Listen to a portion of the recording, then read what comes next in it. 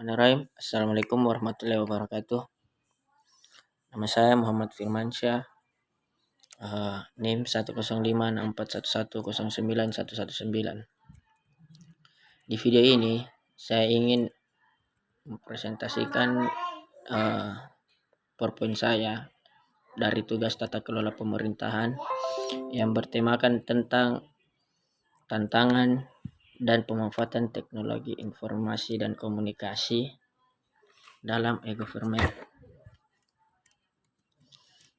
Tantangan sekaligus tuntutan di era abad 21 tidak bisa lepas bahkan dipisahkan dari teknologi informasi dan komunikasi atau informasi communication teknologi, karena interaksi sosial dengan berbagai kebutuhan dan kepentingan di berbagai aspek kehidupan sosial, ekonomi, politik, budaya, dan lain sebagainya.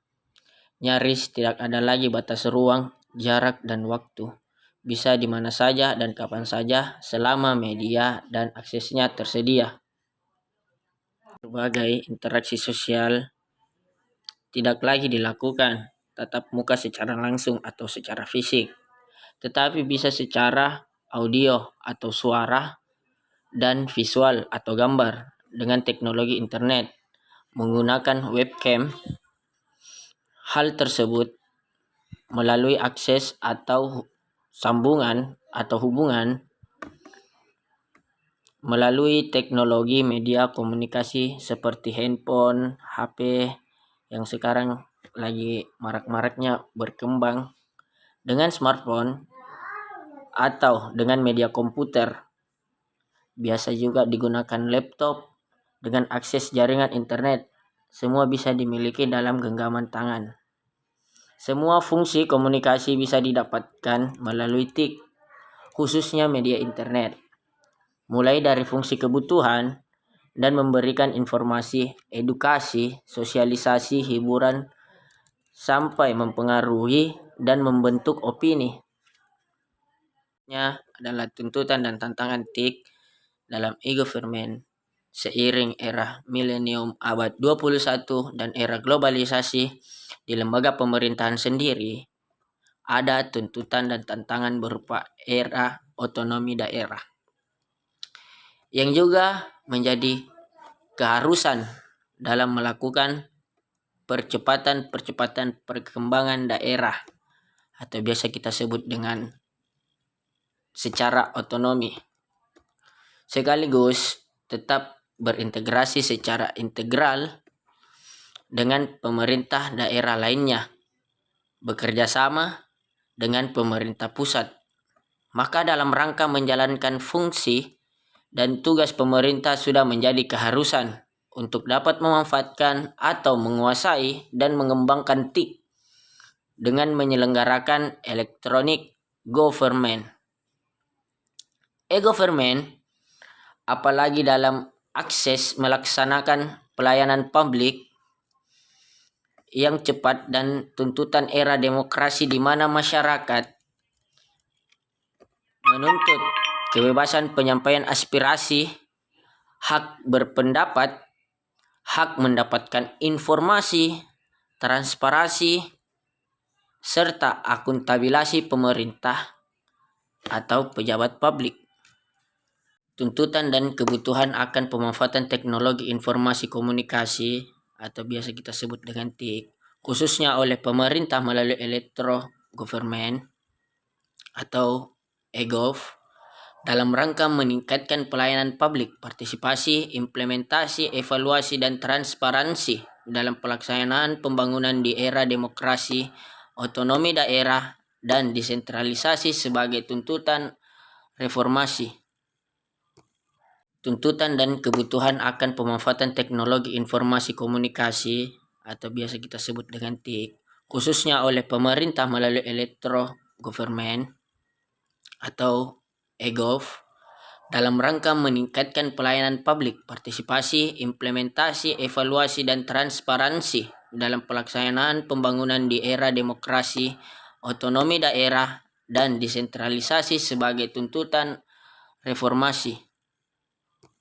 Manfaat dan konsekuensi TIK dalam e-gov, tuntutan pemanfaatan atas kemajuan TIK khususnya di pemerintah membawa manfaat dan konsekuensi, yaitu yang pertama, menurunkan biaya administrasi.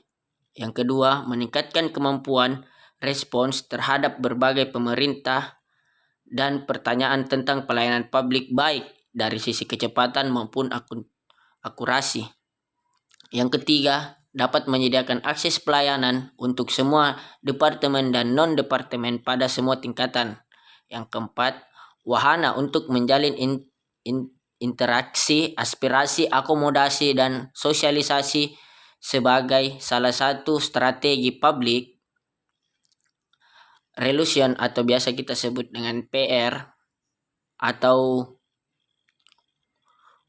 kehumasan bagi pemerintah kepada publik, karena public relation adalah salah satu bentuk komunikasi yang bertujuan menciptakan kerjasama dan hubungan yang harmonis antara satu lembaga dengan perusahaan dengan publik, baik publik internal maupun eksternal.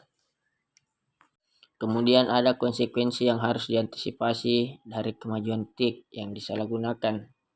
Seperti yang pertama, adanya kejahatan di dunia maya, cybercrime, dari ulah hacker, manipulasi data, dan membobol website, serta menyebarkan virus ke program dan data.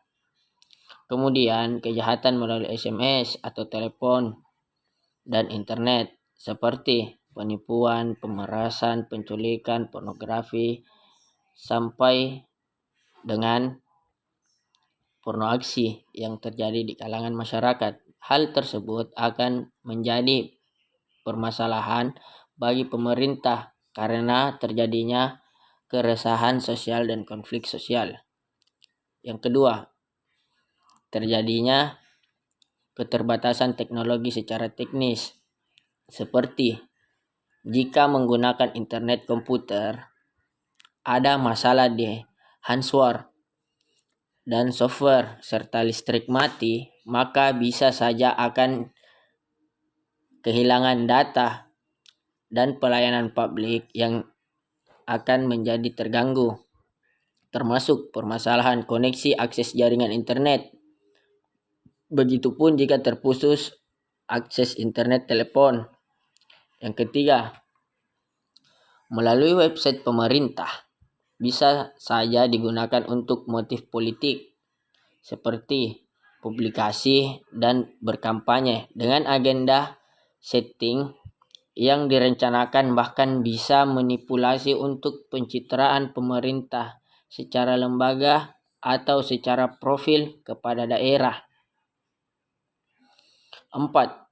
Kendala teknis, yaitu kesenjangan akses dan infrastruktur jaringan yang tidak semua dapat menjangkau tempat seperti desa-desa yang berada di pedalaman dan pelosok.